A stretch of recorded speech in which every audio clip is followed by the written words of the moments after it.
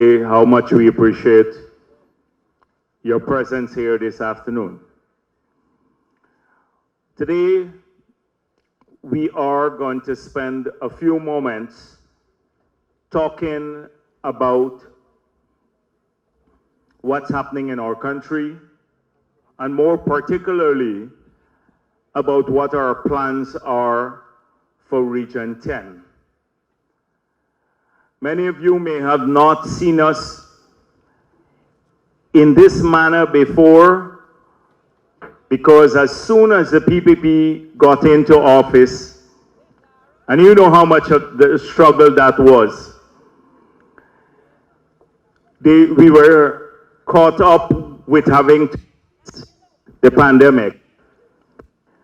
And for almost 2 years, a lot of our attention has been focused on keeping our people safe and healthy from this global pandemic. And today, as we look back as to how our country has managed this very difficult period, you will see that we emerge from it better than many other countries, largely because of the dedicated attention that we pay to it and our philosophy of keeping our country open whilst we build the capacity to address the problem. And we're still suffering from not the health, but the other consequences of the global pandemic, because we have just removed all the restrictions so we can gather here in this manner to have a face-to-face discussion without having to worry about all the restrictions. But there are some non-health complications and consequences of the pandemic, and many of you feel this every single day when you go to the shop because of the increase in cost of living. That across the world, when many countries shut down, they stop producing, and we import food and building material and a lot of what we consume from different parts of the world. So as a consequence of the shortages globally, we now have seen an increase in prices. And that's why you've heard the government saying that we have to work aggressively to address this in the period when the prices remain very high. We have no doubt that in the future the prices are going to come back down, because as we move forward and as production systems get going, we will have that happen. But right now we have to find means of assisting people to overcome this. But having to address COVID and having to address also the consequences of COVID did not deter us from what we promised the people of this country when we campaigned for elections, re-election. We laid out our plans clearly in the manifesto that we presented to the people of Guyana. We argued that in the pre-COVID period, that the APNU government did not pay enough attention to job creating activities. We believe that their policies were inimical to the growth of employment and the expansion of economic activities. And why do I say this? What's the evidence of this? How did this manifest itself? All you had to do was to look at the taxation policy of the last government. You cannot want to expand job creation and then one of the first acts you put in place after taking government is to put the value-added tax on machinery and equipment. that will help to create those jobs. But the last government did that, a 14% VAT on plows, harrows, tractors, combines, excavators, dredges, a whole range, almost every single capital equipment that you need to invest in and to create jobs, you then had to pay 14% more tax on it. Apart from that, thousands were laid off. We recall the 2,000 Amerindian CSOs who lost their jobs, 7,000 sugar workers. So we lost about 35,000 jobs in those 5 years. And then when the shutdown of the pandemic took place, we lost probably another 35,000 jobs. So when we came into office, it was with this deficit of 70,000 jobs. But I'm going to come back to how we are addressing this, but just to tell you about the philosophy. So here too in Region 10, although APNU claims that the PPP neglected Region 10 and that it was going to do a better job if it got into office in 2015, and it was going to generate a lot of jobs in Region 10, what did we see? We actually saw a reduction in employment. And there's one test case which vividly brings this to the fore, is when I was president, we built a call center. We built the factory shell. We managed to get someone to invest in it. And we had 88 persons working there. In the first few months of APNU, that venture was closed. And it is only when they were confronted with facing elections again that they started talking about rebuilding a call center. Well, we just rebuilt it. You have 120-something persons working there, and we're hoping to support that venture and many others like that so they'd get to hundreds of people employed in this area. But I'm not going to talk about that now. I'll come back to that later when I talk about what our specific initiatives for creating jobs in this region are. But I just wanted to tell you about track records, because we hear a lot today talk about how people are loved in this region by APNU and hated by the PPP. And we hear a lot of talk about race, but let's examine today policies that were practiced across the country and in this region by the last government and by the PPP government, and then let's see whose track record stands up well. So the last government was not focused on job creation initiatives, although they promised that. They said they will improve the welfare of Guyanese. That meant that the PPP was not doing enough for school children and other groups of people. So the manifesto in 2015 said they will double old age pension in 1 month, within 1 month of getting into office. You don't have to take my word for it. You can read the manifesto. It's a public document that they came to the people of this country with. So what happened? Of course, they did not double pension in 1 month, nor in the 5 years. We promised to double old age pension in the 5 years. We have increased it by 40% so far, and within the 5 years, it will be double. But that is how they treated a promise to introduce or expand welfare. They promised to do better by our children. And what happened?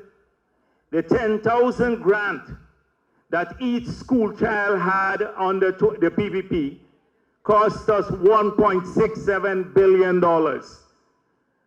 That is 167,000 school children in the public schools who got that in 2014.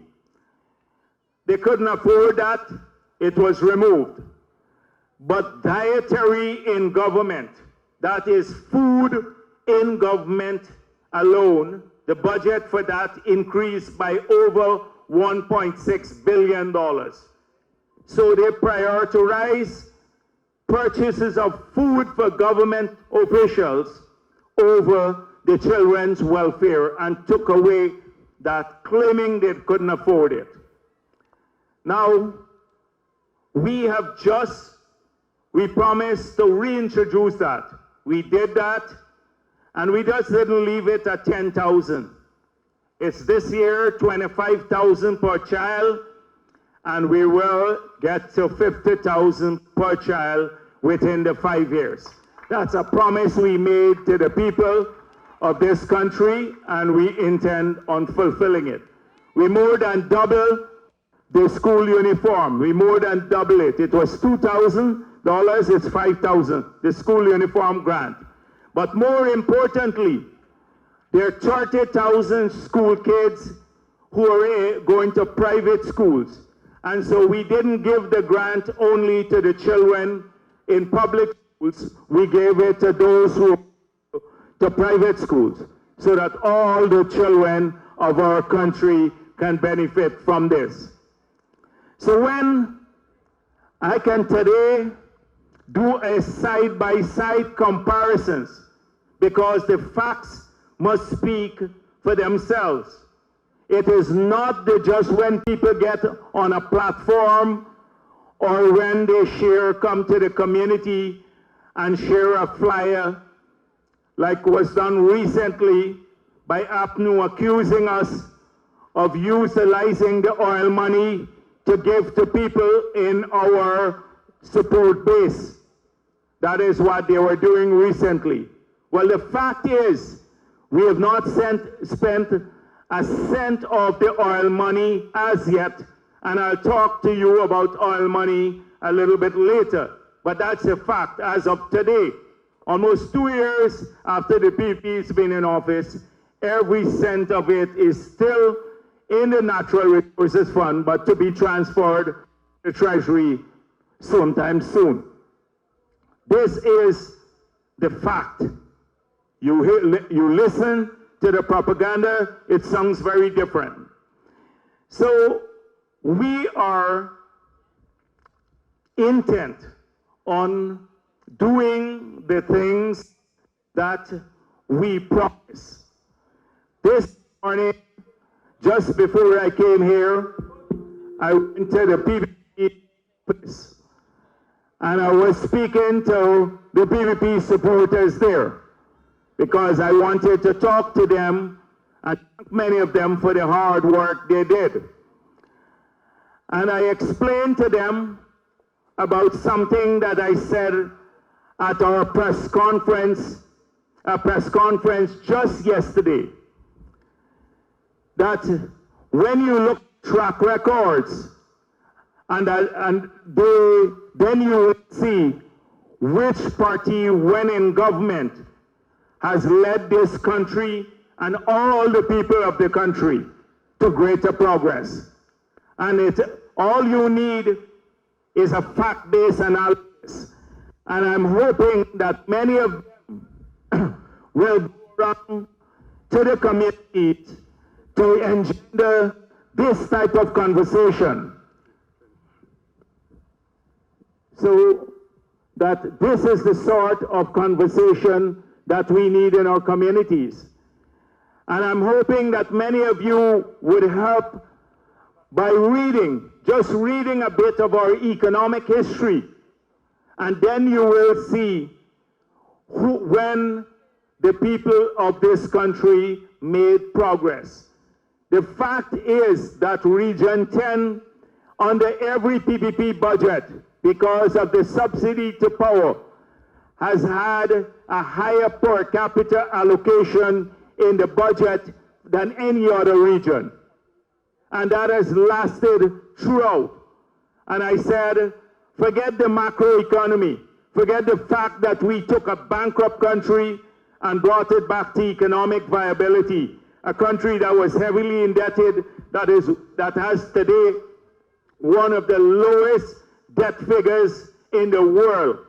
Just to give you an example, that if you look at Carl Greenwich's affidavit under the green mining construction arbitration, when the last government had decided to not to pay green mining construction, which was stripping the bauxite over the overhang.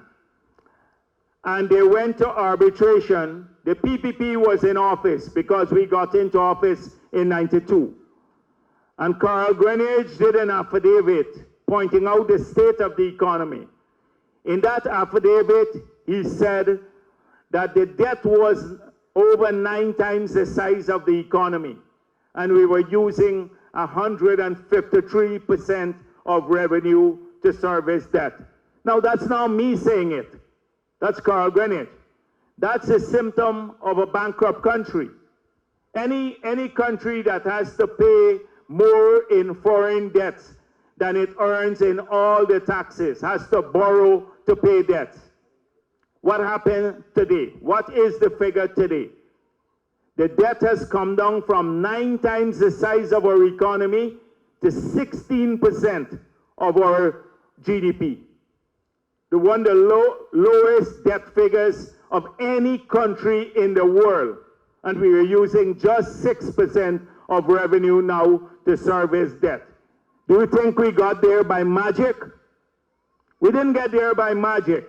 It took almost 20-odd years of hard work to repay the debt and to get to a state where our country today, its macro fundamentals are stronger than any country in the region and and across the world, and more developed countries. Our numbers are better than many of the developed countries in the world. So we have transformed that. Today, people talk about the mortgage interest if you're trying to build a home. And you can get a loan now for 5–6%. But guess what it was when we took office in the 90s? It was close to 40%. Imagine you having to take a loan to build a house, and the interest is 40%. In 2 years, you're doubling your principal. That is why there was no housing ministry, no construction took place. We can point to the track record. Amelia's Ward, Block 22. Many of the new housing schemes you see at Fowles, at Diamond, Eccles, all of those were either bauxite lands or sugar fields. Those took place because of our policies on transferring land to people and getting the interest rate down. Do you think it happened by magic? It required hard work over the many years, and that's our track record. I was given an example on the Essequibo Coast. Now, when I went to school, many of you shared the same experience. We used to sit in the morning by the roadways and eat our lunch at 10 o'clock because there was no vehicle used to pass on the road. And when you hear a vehicle coming around the turn, then you will just get up, close your lunch bowl, and try to go out and get a ride to school. That is how sparse the vehicles were in this country. The jobs were sparse. There was a time when we couldn't borrow. We were declared uncreditworthy. So that's track record. These things never get into a conversation. Only race. All the time it's about race. And so I made the point also on the Essequibo Coast. APNU says it loves the people in Region 10. But it must express this on Linden. But this love has to be in the abstract, because I dare Mr. Norton and any others to point to the things that express that love. When we got into office, they had an agreement with Mimproc, an Australian company, to close the bauxite industry. if you go back into history, in the early 90s. When that happened, we said, no, if you close it, what's going to happen with Linden? That was one of the first tasks we had. We had to restructure it. We had to get new investors. We lost some jobs there. We doubled the severance pay for the workers there who were severed. We then went and established LEAP. We established Linden. All of these were PPP initiatives to try to incubate new businesses here. Road into West Watooka to open up more agricultural lands. We built the two new housing schemes at Miller's Ward and Block 22, a new hospital, new water treatment plant. All of these things happen. You can touch them. Let APNU tell you what you can touch. What you can touch? You can't touch their love in abstract. In the 5 years, you tell me specifically what happened here. People lost jobs, etc. So we need to get to that sort of conversation of what people do when they get into government versus when they campaign, because it's two different things. And if people are untrustworthy, they will promise you the world. Like today, I hear now everybody, they want to distribute $200,000 of the oil money to every Guyanese. Well, that will be more money than we're collecting now. And secondly, we'll have to borrow to do that. We'll have to borrow. It doesn't make sense. It will drive inflation. We will have no money left to build roads, schools, hospitals, to stimulate other industry. We'll eat the money for 2 years, and then we'll go back in debt. And then we'll go back to the past. That's not going to happen. It's not going to happen. And just as I pointed out, many people here are very educated in Region 10. They can read and judge for themselves. You take the budgets of the 5 years under APNU and go to the capital budget. There are two parts of the budget, the current side and the capital side. Every budget has that. And you look through for yourselves. Don't listen to Jagdeo or the PPP. You take these budgets and see how much was budgeted by APNU on the capital account of the budget. You will see that in every single one of those years that they've been in office, they have spent less than we budgeted in 2014 for capital works. Less. So what's the capital budget? What do you spend on? It's the roads, it's the schools, it's the city fences, it's the hospitals, it's infrastructure for housing, it's water. These are the things. They were spending very little in these areas. If we had continued with that, we'd run down the physical infrastructure of this country. So what happened on the current budget in the 5 years? Guess how much it increased by? 77%. And the capital budget declined. Declined. It tells you a lot about short-term planning. This country cannot afford to do that. You can't live for tomorrow alone. We have, or else we'll destroy our country.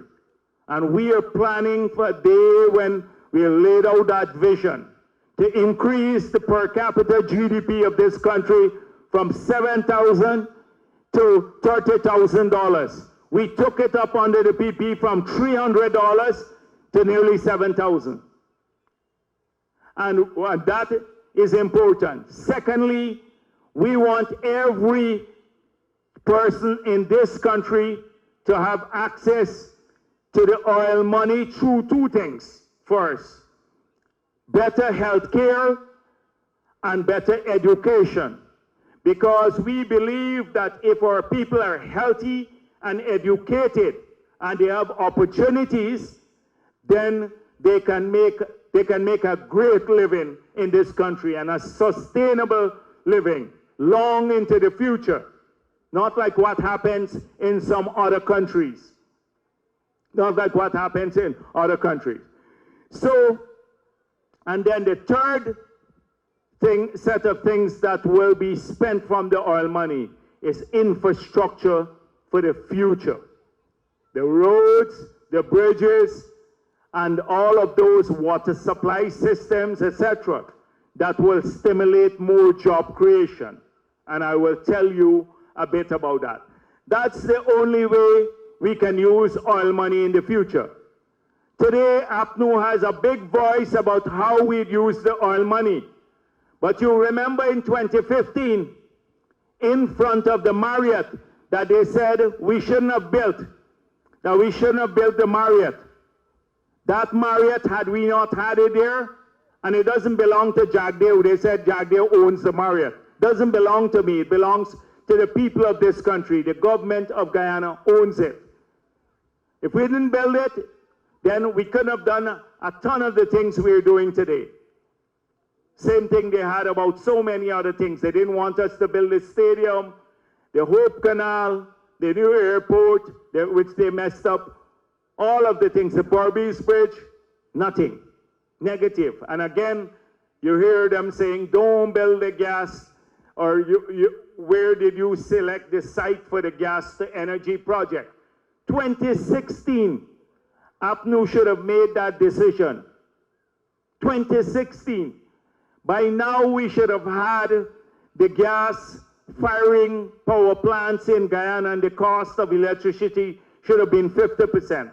Now here in 10, you don't have that higher cost, but people are paying $60 per kilowatt hour in other parts of the country, one of the highest rates in the world.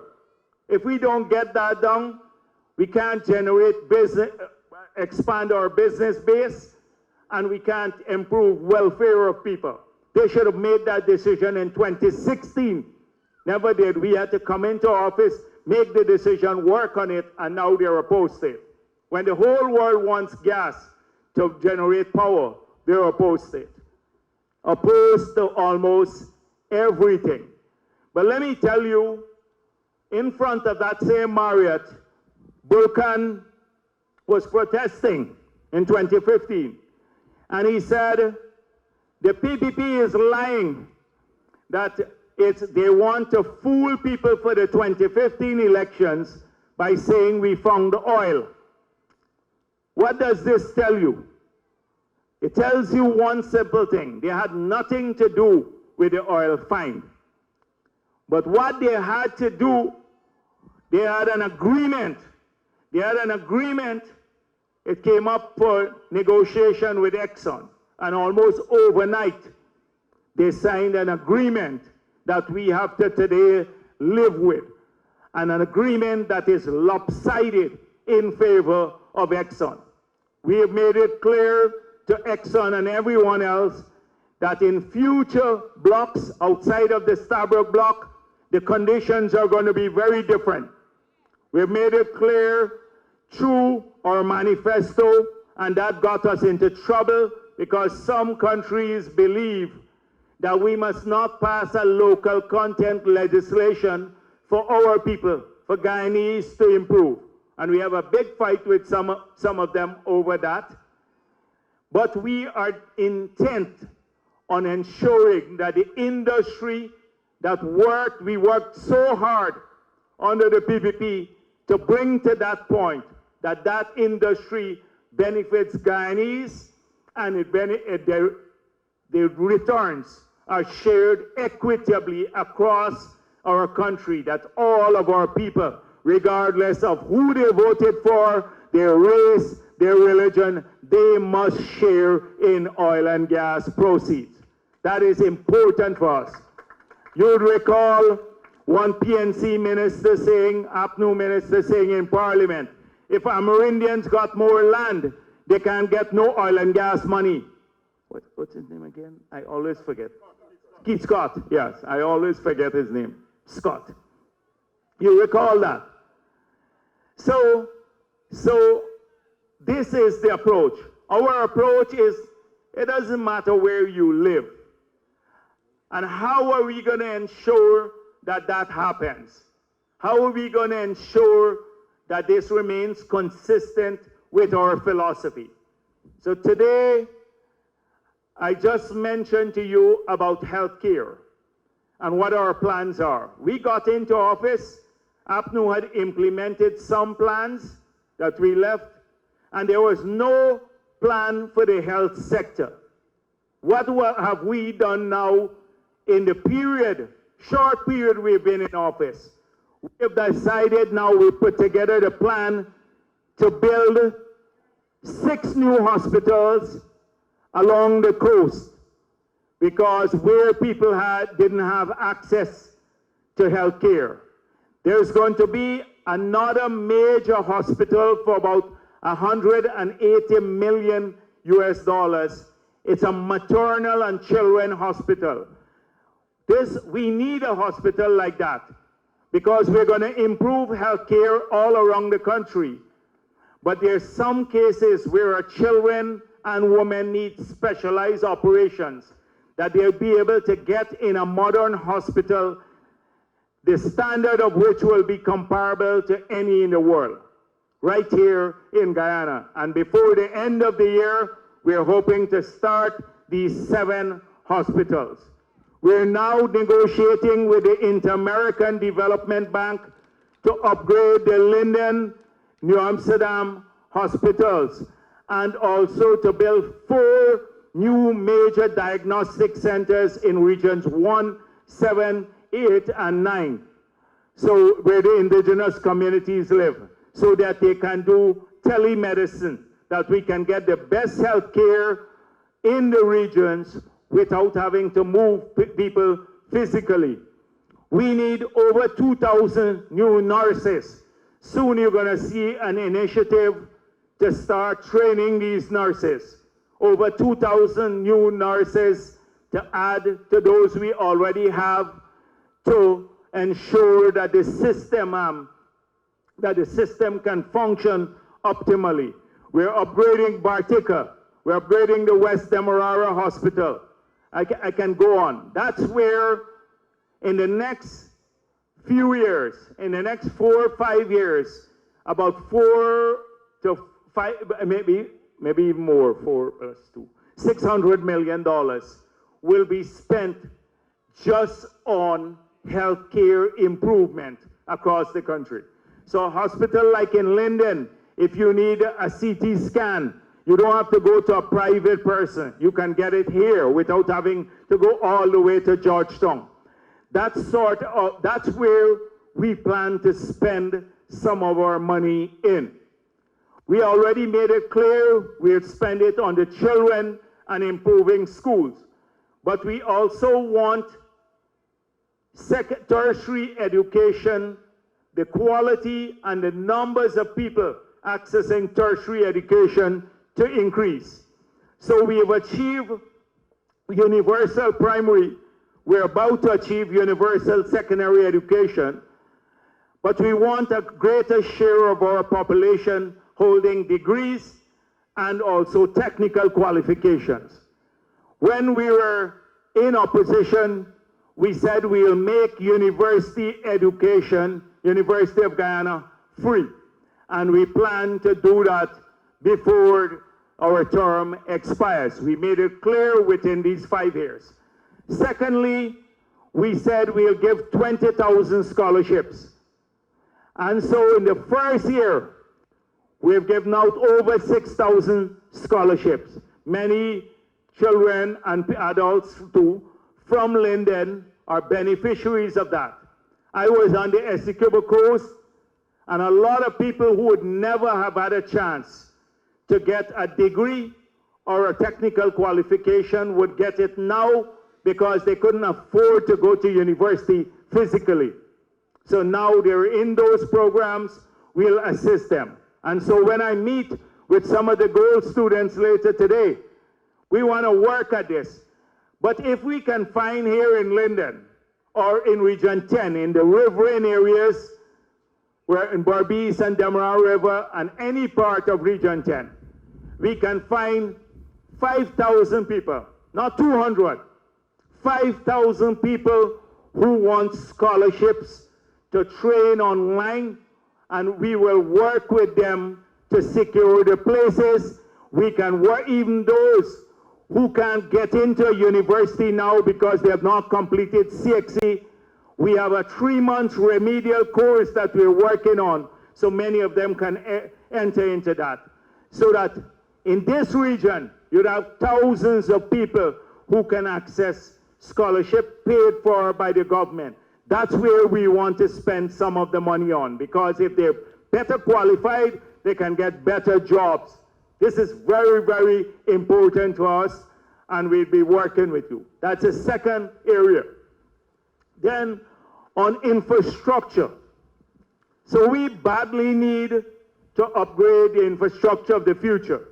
In this region alone, the highway, we came into office, we spent some money on the highway. The highway is horrible, in a horrible state. It is in a bad state coming up here. So we decided, because although we're busy tackling the pandemic, we're also planning, not just health and education. We were planning the infrastructure of the country too. So now we just have before the Islamic Development Bank a project for $120 million US. We're hoping it will be approved at the board meeting in June of this year, so we can start reconstructing that highway before the end of the year. That is what we are hoping to do, to pave the highway all the way from the junction right into Linden. And then the part from Diamond to the airport, we're working with the IDB to resurface and widen that road. The part from Diamond into Georgetown, we've already awarded 2 contracts for an additional 4-lane roads. From Ogle to about Eccles, another bypass for $106 million that will take the East Coast traffic in that direction. A 4-lane road, a 4-lane bridge across the West Demerara, because between West Demerara, between regions 3 and 4, most of our population, or about 60% of our population, live in these 2 regions. A 4-lane bridge, high-rise bridge, will start hopefully before the end of this year in that area. All of these plans, since we got into office, we're moving forward. We're moving forward the gas to energy project, so that by 2024, that power plant will be supplying the whole country. And we can reduce, we get 300 megawatts of power, 250 to 300 megawatts of power from that alone, because now GPL in the interconnected grid just does about 135 megawatts. It means all those people who are self-generating can come back onto the grid. We're working on a smart grid for the country.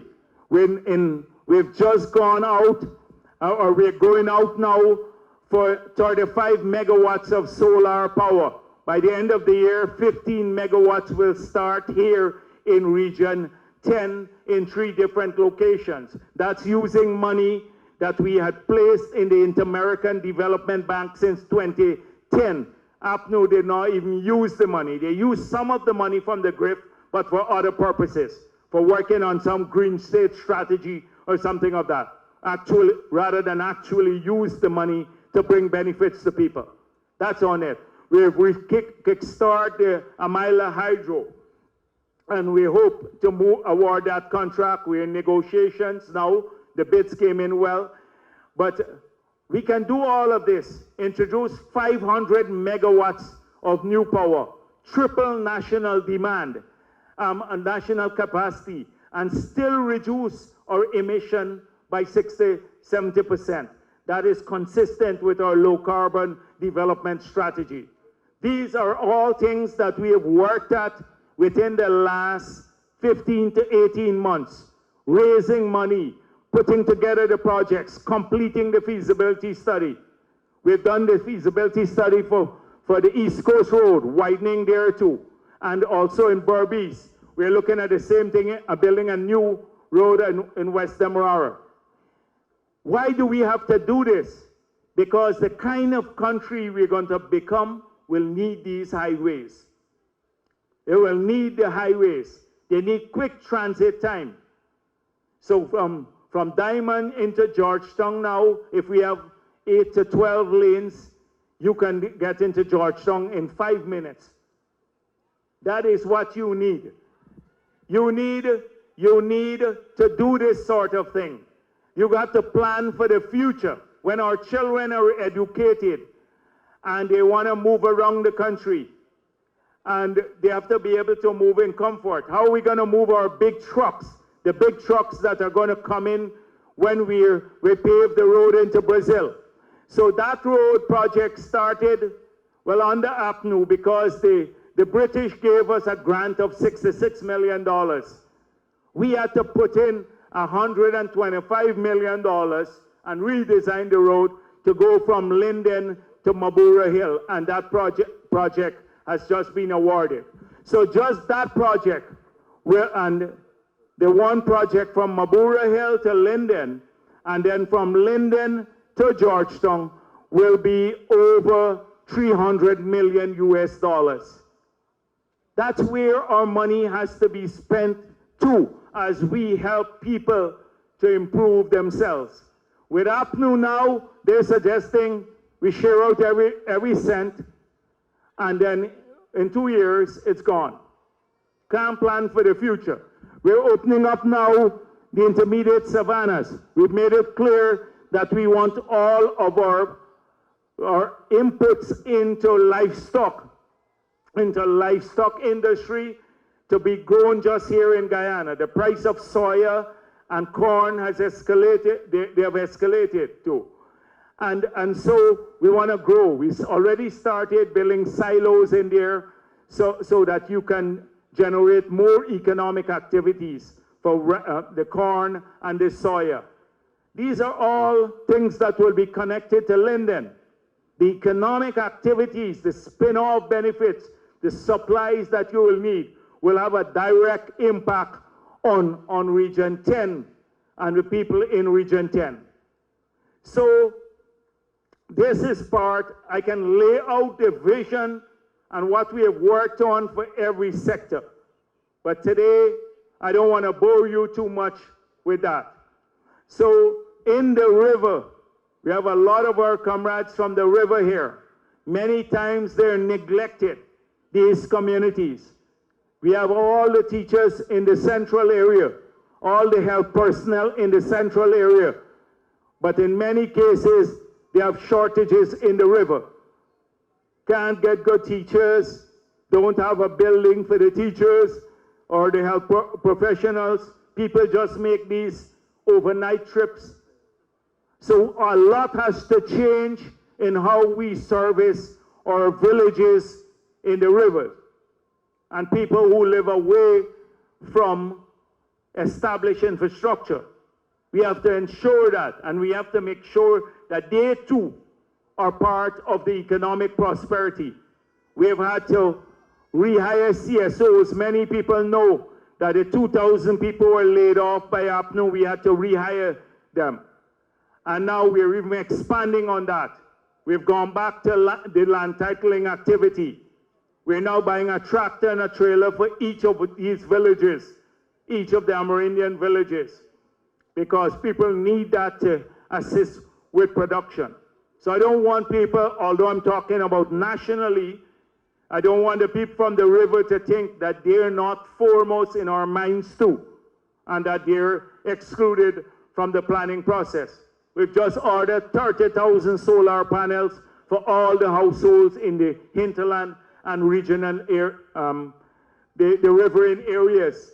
The problem is that because of the shortages now and people not working, the factories are closed abroad because of COVID, it's taken a longer time to get here. So coming back to this region, what is it in the immediate term? How can we help people to move forward now. So I just mentioned one area. So anybody in this region, as with other regions, who wants to study, they need to make contact with us, who want to get an education. We would have a mechanism. The GOAL program is there. Professor Opede, who was a former Vice Chancellor of the University of Guyana, we brought him back and he's heading the program. Professor Opede, he may have come here a few times. But we can facilitate almost any amount of people. We find a place ultimately. We can work with them. And this goes for across the country. People who want to study. They want to. So that's one. You can access that. Two, within the next 3 weeks, we're going to employ about 800 people in this region so that they can get a job too in the next few weeks. So there will be a form, an application form. Make sure that people fill this up and then they can get some jobs too. So this is all to assist. Thirdly, we've already set aside a significant amount of money to do co-investing. So I mentioned to you about how we built the call center, but we are prepared to build many more call centers or factories. If we find investors who are prepared to make an investment in this region, the problem we have now is that almost every investor wants to go in regions 3 or 4 because of the economic activities in those areas. There are lots of jobs in those areas. When you go into the hinterland region or Essequibo Coast or say region 5 or region 6, Barbies, we don't have that many jobs. And in region 6, even worse, because a lot of sugar workers, almost 5,000 of the sugar workers were laid off there. So we are trying to find a way to incentivize businesses to locate in these regions, because normally they would all flock to 3 or 4. And that is why we put together this facility. So if anyone knows of any investor who will do a number of jobs, not 2 jobs, we're not building a factory shell for 2 jobs, but a number of jobs but on a sustained basis, then we are prepared to co-invest with them. And I'll be discussing some of this when I meet with the business community in Region 10, because I believe jointly we can put together hundreds of jobs too in these areas through this co-investment facility. Of course, we're constantly looking to train people. We've already argued to the oil and gas companies that people should be recruited from the other regions.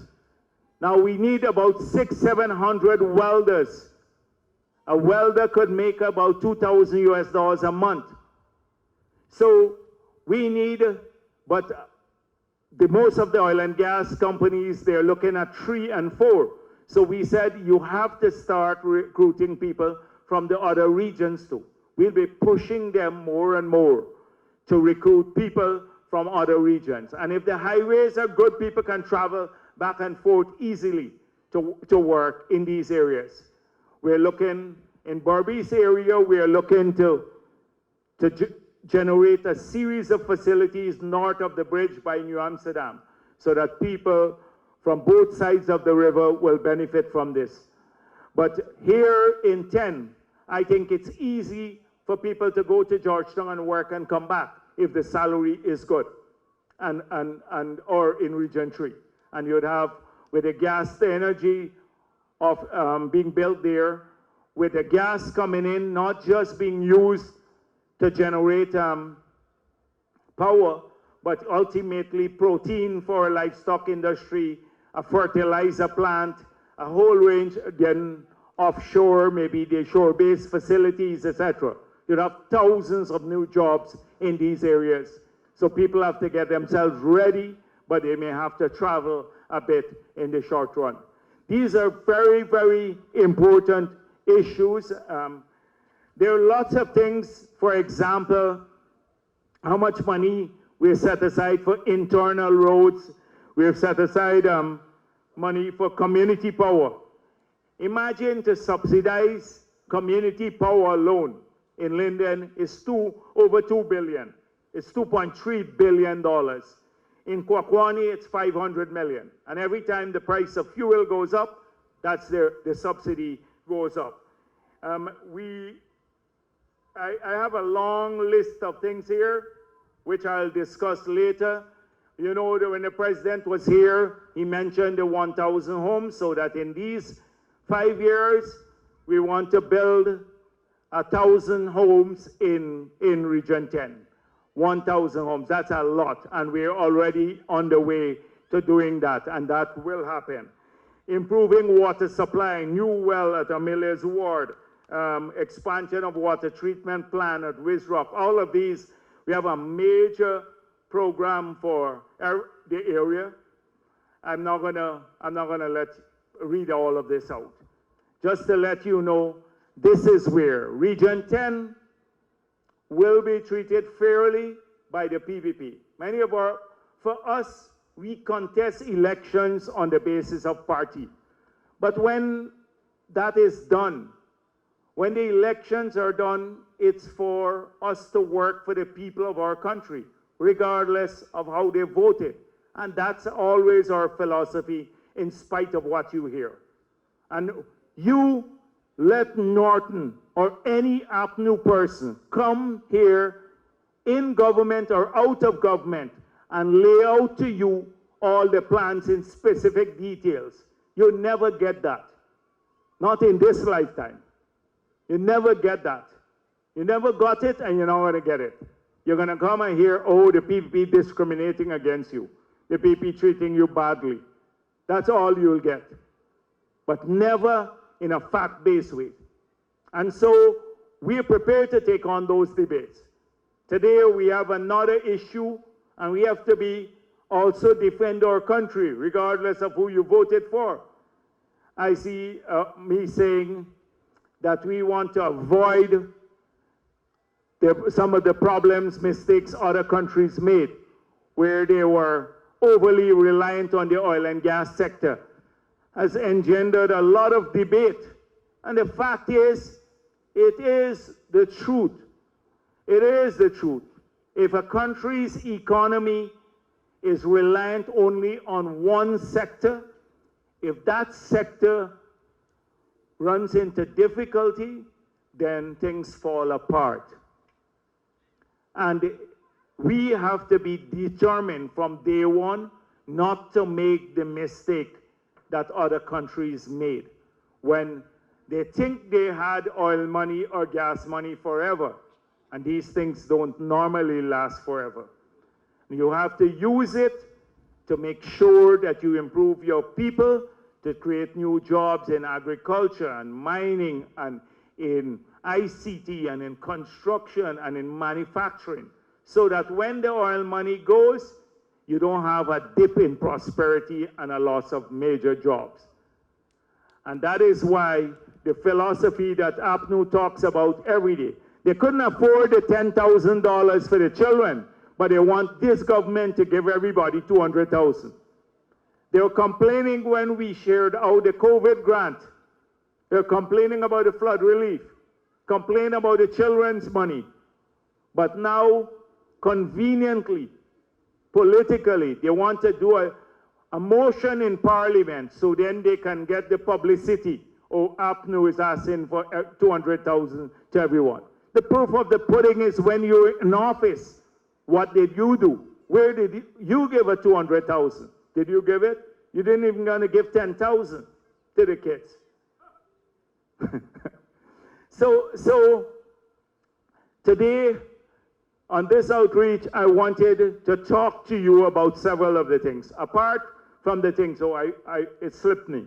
Apart from those issues I mentioned, we have set aside about 200 to 250 grants where we will give to small business to either start a business or to expand on a business. We did some of that last year, but we will be doing that directly. So these are, if you have a small business, you want to expand it, we'll give you a small grant, or we will, if you want to, you have a good project ID, we can then, that generates jobs, you'll get a grant directly from the government. These are not large grants. They're small grants, but they can at least help the existing businesses with working capital or alternately as a startup. So these are things that we will be working on. Maybe I should, I've been talking a long time, right? Yeah, so maybe I should give you a chance to talk a bit too. Now let me tell you a couple of things. We have a lot of people from the government here who can make notes about issues and problems you have. I just came from the Essequibo Coast, and people had a lot of concerns because that was the first time we met after 7 years nearly. We had 5 years of apnea, and then we couldn't go out much because of the pandemic. So they had a long list of issues. Who threw feather in the neighbor's yard? Who threw, like, which canal? Two brothers fighting over a canal, and they want us to resolve it, and both of them claim to be PPP. So if you take one side, you lose the vote from the other side. So that sort of thing, it's hard for us to deal with, very hard. But nevertheless, if you have personal problems, like something, a lot of people don't have birth certificates, they have a hard time on title, and title they may have paid their money, or something else of that nature. The lease is outstanding. By the way, Lowenfield probably got most of your land there at Millie's hideout. He got 200 acres there before the elections. So he worked for it. So that, so land issues, housing issues, all of these. What we're gonna do, we're going to make sure that at the end of the meeting, you will have the people to make a list, your name, your number, so we can call you back. Because today, you can't resolve the issue, but then we can work on them. But if there are big issues and suggestions you have about how we can improve, like in the river or here, how we can improve things, then we are all ears. We're prepared to listen. We want to make sure that we can work with people to do this. So I'm looking forward to having that sort of engagement with you, and then we can also have the practical engagement. After this, I'll be here very late into the night, so those, their interest groups who ask to see me separately, so I'll be meeting with them. I'll meet with the people from the river first, because they have to go back in. But the others, I'll be here all night almost, so you can have an audience with me if you wish, later. So if there's something you don't want to raise, openly here, I'd be available to meet later in the evening as we go through the day. So thank you once again for being here. We really appreciate this. Thank you very much. And we can now go to hearing back from you. Thank you.